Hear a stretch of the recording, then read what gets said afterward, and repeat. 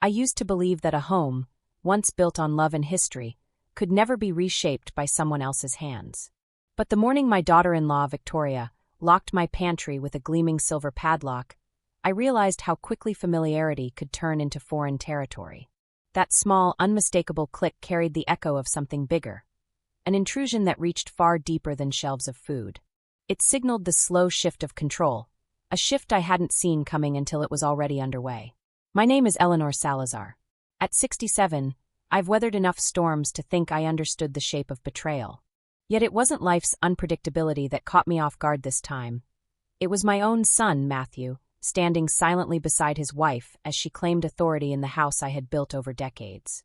Matthew once had a softness about him, a thoughtfulness that grew from years of watching me fight for our family's stability. But lately, that gentleness had dimmed beneath the shadow of Victoria's ambition. Victoria was beautiful in a calculated way, glossed hair, impeccable posture, and a tone that could make a polite sentence sound like a reprimand. When she and Matthew moved in a few months earlier, I had hoped temporary support might help them recover from his job loss. Instead, subtle changes crept into the rhythm of the house. My routines were questioned, my decisions overridden, and the spaces that held my memories were reorganized according to her systems. Still, I told myself to be patient. Families adapt. Adults adjust. And I believed, perhaps foolishly, that love would keep us aligned. That illusion cracked the morning she found me leaning against the kitchen counter, fighting dizziness from a fever I hadn't even found the strength to acknowledge. "You're sick?" she scoffed, barely glancing at me. "This isn't Hollywood. Get up and clean." The words stung more sharply than the ache in my bones. Matthew walked in moments later, rubbing sleep from his eyes. For a heartbeat, I hoped he'd speak up, defend me, reassure me, show some glimmer of the boy I raised. Instead, he hesitated, offered a weak, "Mom, maybe rest later," and disappeared upstairs. His silence weighed heavier than Victoria's insult. As I stood alone in the kitchen, the house felt suddenly smaller, as though the walls themselves were drawing closer, absorbing my presence instead of reflecting it. That pantry padlock gleamed from the corner of my vision, mocking, deliberate, immovable. And in that moment, the reality settled in with chilling clarity. I was no longer the center of my own home. I was becoming a guest, a burden, an obstacle to whatever future Victoria imagined for herself. But what she mistook for fragility was something else entirely, a quiet tension gathering beneath the surface, preparing to rise. And as the morning light crept across the kitchen floor, I knew one thing with unshakable certainty. This was only the beginning. The days following Victoria's outburst moved slowly, each one carrying a quiet heaviness that settled into the corners of the house. I tried to dismiss the tension as exhaustion, but the uneasy rhythm of the household revealed a sharper truth. The balance of power had shifted, and I was the only one pretending not to see it. Matthew spent most of his time in the spare room they had claimed as an office. I rarely saw him without headphones on, eyes fixed on the glow of his laptop screen. If I passed by, he would give me a tight smile, thin, apologetic, but empty of real engagement. It was as if he were shrinking from me, retreating into the safety of routines that didn't require confrontation. Victoria, meanwhile, moved through the house with the confidence of someone who believed she had earned her place through sheer will. She reorganized my cabinets, rearranged my living room, and began labeling containers with her neat, slanted handwriting. Every adjustment was wrapped in a veneer of efficiency, but each one chipped a little deeper into my sense of belonging. "Structure is important," she'd say lightly. "Especially at your age." The remark always landed with carefully disguised intent, and I learned to measure her words the way one measures a shifting tide. Quietly, cautiously, anticipating what might come next. One evening, while preparing tea to soothe the lingering ache from my recent illness, I noticed a cluster of unopened letters missing from the kitchen drawer where I kept them. I checked the hallway cabinet, the bedroom shelf, even the stack of mail on the table. Nowhere. When I asked Victoria, she didn't look up from her phone. "Oh, those? I moved them. Some of the content seemed unnecessary for you to worry about. Matthew and I can handle important documents." A pulse of alarm tightened in my chest. "I didn't ask you to handle anything." Her eyes lifted then, cool, steady, unfazed. "Someone has to." The dismissal was subtle but unmistakable. And for the first time, I realized Victoria wasn't merely adjusting my space. She was absorbing it, bit by bit, until my authority felt like little more than a fading memory. Later that night, I overheard whispers behind their closed door. Low, urgent tones. Matthew's voice strained with concern, Victoria's with frustration. I tried to decipher the fragments, but they blurred into indistinct murmurs. Still, the tension threading their conversation left a chill crawling along my spine. A thought I didn't want, one I had pushed away for weeks, began settling into place. Something more than disrespect was happening here. Something calculated. The next morning, as I stepped into the kitchen, I caught my reflection in the window. Older, yes. Tired, certainly. But not weak. And not as blind as they believed. A quiet certainty began forming at the edge of my thoughts. An intuition telling me that I needed to pay closer attention. Because whatever was unfolding in my home was no longer simply about hurt feelings or strained relationships. It was becoming something far more deliberate.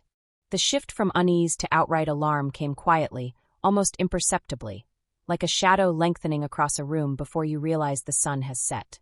It began with my bank's phone call. A polite voice asked if I wished to proceed with the scheduled transfer. I hadn't scheduled anything. My pulse raced as the representative recited the amount.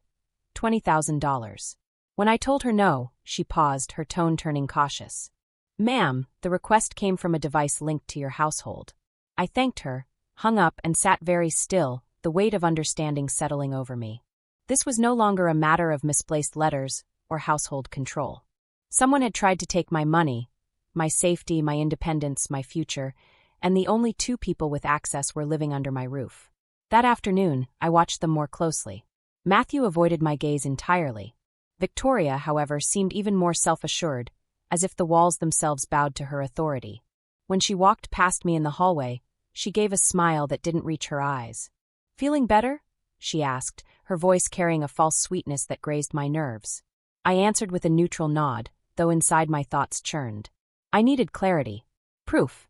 Something more substantial than suspicion. The opportunity arrived sooner than expected. Late that night, I woke to the faint sound of footsteps outside my door. Slow, deliberate. I remained still, listening. The footsteps paused, then retreated toward the living room. Driven by instinct rather than bravery, I slipped out of bed and followed at a distance, careful not to make the floorboards creak. From the hallway, I saw a thin ribbon of light escaping from the kitchen doorway. Victoria stood at the counter, her posture stiff, her fingers tapping rapidly across her phone screen. She shifted slightly, and I glimpsed my checkbook open beside her. A few pages had been torn out. A coldness swept through me, sharp, clean, and undeniable. She was stealing. And Matthew, knowingly or not, was part of it. The next morning brought no confrontation. Not yet. I brewed my tea, sat at the table, and pretended not to notice the tightened tension in the room. Victoria hummed while wiping the counter, her movements brisk, efficient, almost triumphant. Matthew's eyes darted from me to her and back again, guilt flickering in the space between his breaths.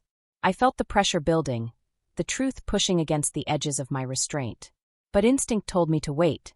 Reacting too soon would cost me more than money. It could cost me the evidence I needed to reclaim my life. So I observed. Not passively, but with purpose. Every glance, every whispered conversation, every missing document became another puzzle piece clicking into place. By evening, I knew one thing with absolute certainty. Whatever Victoria was planning next would reveal everything. And this time I would be ready.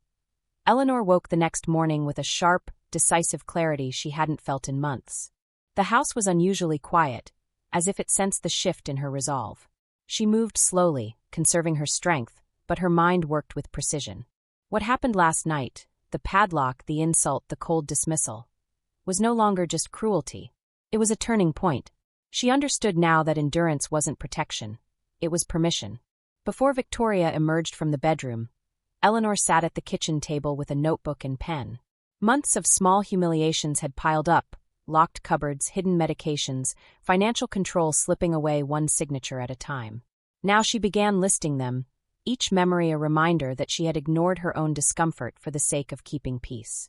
She wrote with steady determination, her hand never pausing. Matthew appeared first, bleary-eyed and oblivious. "Morning, Mom," he mumbled, reaching for the kettle. Eleanor watched him silently, realizing how far he had drifted from the son she raised. He had once been protective, thoughtful, gentle. Now he moved like a man tethered to someone else's will, no longer questioning anything. "Matthew," she said, her voice level. "We need to talk later." He blinked, confused but too tired to argue. Sure, later. When he left the room, Victoria swept in, brisk and unapologetic. She didn't offer a greeting. Instead, she inspected the kitchen as though assessing damage after a storm. Good, she said. At least you didn't leave a mess today. The comment slid off Eleanor like rain on stone. Today, nothing Victoria said could unsettle her. I'll be going out this afternoon, Eleanor replied evenly. Victoria's head snapped around. Out? Where? The question wasn't concern. It was control disguised as curiosity. Just out, Eleanor answered, meeting her gaze without blinking. Victoria stared at her, as if trying to detect rebellion. But Eleanor didn't flinch. She realized something else. Victoria had grown accustomed to her silence, mistaking it for weakness. But silence could also be strategy. By noon, Matthew and Victoria left for errands. The moment the door closed, Eleanor moved quickly. She retrieved the small digital recorder she had once used for volunteer interviews at the senior center. She tested it, still functional. She slipped it into her pocket. Next, she unlocked her bedroom safe. Inside were documents she had nearly forgotten: bank statements, property deeds, and letters from her late husband. As she reviewed the bank statements, her chest tightened.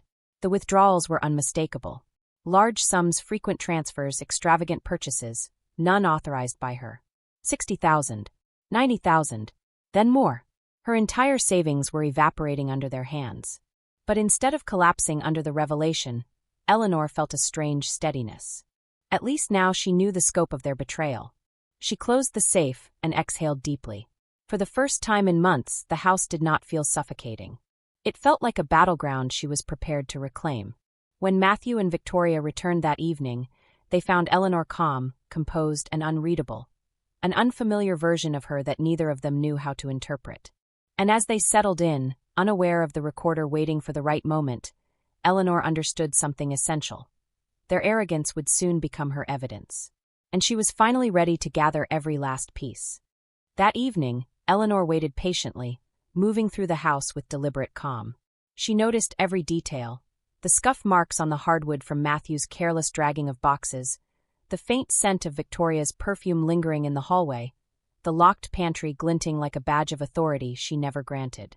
These small observations fueled her resolve. Tonight, she would stop absorbing their cruelty and begin documenting it. She positioned the recorder beneath a folded dish towel in the center of the kitchen, a place where their tempers always seemed to boil over. The device was small, silent, and utterly invisible.